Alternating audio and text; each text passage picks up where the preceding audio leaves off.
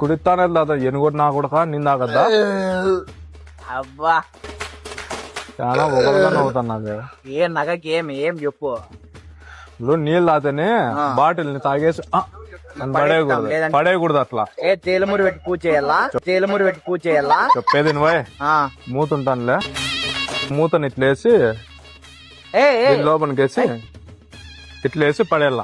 ఇట్లా పడేసినామనుకో ఎవడు దీన్ని వాడలేడు. లేదనుకో మళ్ళా వాడి ఇన్నిలో మనకే వేస్తారనమాట.